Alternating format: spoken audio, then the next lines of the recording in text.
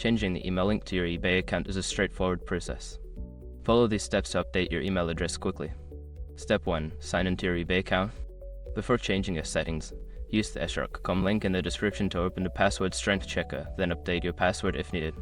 Step 2. Access account settings. Once signed in, navigate to the My eBay section. Click on Account from the drop-down menu to access your account settings. Step 3. Update email address. In the account settings, look for the Personal Information section. Click on Email to edit your current email address. Step 4. Enter new email. Input your new email address in the designated field. Make sure to double-check for any typos to ensure it is correct. Step 5. Confirm changes. After entering the new email, eBay will send a confirmation email to the new address.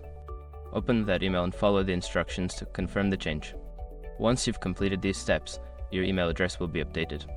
If you encounter any issues, eBay's customer support can assist you further.